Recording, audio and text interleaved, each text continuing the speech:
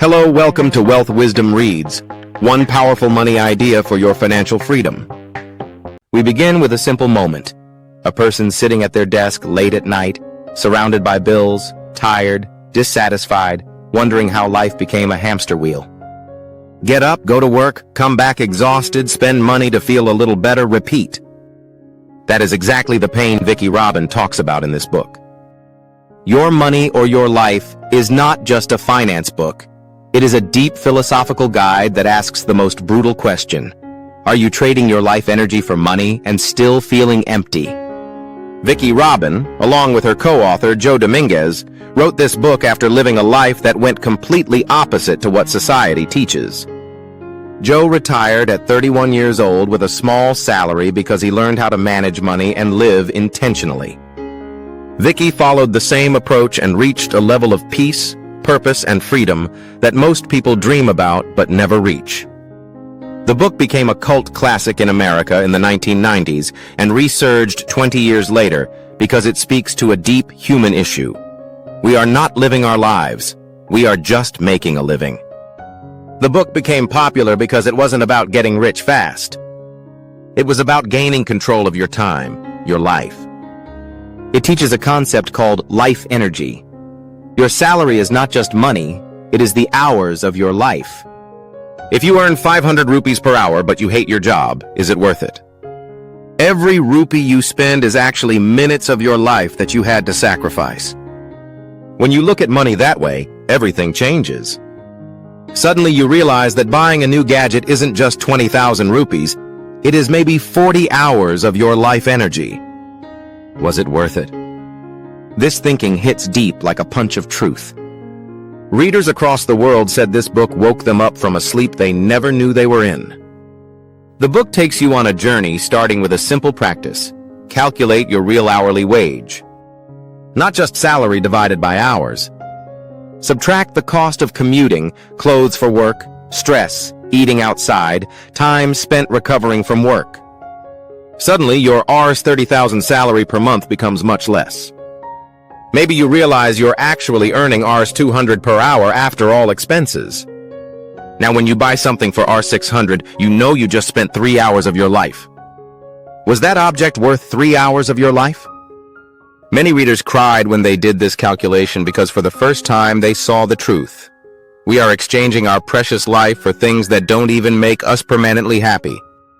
Then the book guides you to track every single rupee you spend, not to judge or feel guilty, but to become conscious. Every time you spend, write it down and ask, did I receive fulfillment in proportion to the life energy spent? This simple question is powerful. Slowly you start to see patterns. You realize you spend money on things that don't make you happy. You cut them out not because you are forced, but because they are draining your life energy without giving joy. Your spending naturally drops. You start spending only on what adds real value. This creates savings automatically without any strict budget. It is an emotional shift, not a technical one. The book tells stories of people who used this method and transformed their lives completely. Some were corporate employees who hated their jobs but couldn't quit because of EMIs. After following the steps, they reduced their expenses, saved aggressively, invested wisely, and reached financial independence in their 30s or 40s. One woman was a school teacher who thought she could never be free, but after tracking her spending and redefining her needs, she became financially independent early and spent her life volunteering, traveling, living with purpose. These stories make you believe that you can do it too, no matter your current salary. One of the most emotional parts of the book is when the authors talk about how people treat to buy happiness. They work hard, feel empty, and then shop or eat junk or party to escape the emptiness. That creates a vicious cycle. Work more to pay the bills from the stuff that only bought temporary comfort. The book says, you are not making a living, you are making a dying. It sounds harsh, but it hits. The authors show you how to break the cycle. Lower expenses, find how much money is enough, and then save and invest the surplus. The goal is to reach the crossover point, the point where your investment income covers your living expenses. At that moment, you are financially independent. You no longer have to work for money. You can choose to continue working if you enjoy it, but you are not a slave anymore. The book's practical steps show how to invest simply in safe instruments like government bonds or index funds, and how to live on the interest. The idea is not to become extremely rich. It is to have enough passive income to live a simple and meaningful life. They call it the FIRE lifestyle. Financial independence, retire early. This movement became huge across the world after this book. People realized that what they really want is freedom of time, meaning, and the ability to live intentionally. One of the best things about the book is how it reconnects money with values. It asks you, what really makes you happy? Is it owning a big fancy car, or spending quiet time with your family? Is it having the latest phone, or being free from financial stress? The book shows that when you align your spending with your values, you don't feel deprived. You feel richer even if you spend less, because your spending is meaningful. Many readers said their life became more peaceful. They stopped trying to impress others. They became present in their lives. They built emergency funds, stopped living paycheck to paycheck. They felt free. Now let's think of the practical application. First, calculate your true hourly wage. Reduce commuting cost, work-related cost, stress time, and then see how much you actually earn per hour of life. Then start tracking every rupee of spending for at least 1 month. Use a small notebook or app. After each expense, write how many minutes of your life you spent for it and ask if it was worth it. Then review categories and see which ones bring joy and which ones don't. Next, reduce or eliminate the ones that don't. Automatically, your expenses go down. Then set a monthly savings target, ideally 20% to 50% of your income if possible. Invest this in safe long-term instruments. Once your investment returns grow enough to cover your basic needs, you have reached financial independence. Then you have a choice. You can keep working or change careers, travel, follow your passion. The point is you get your life back. The book also emphasizes mindfulness. Be present when you spend. Be aware whether it brings you real satisfaction.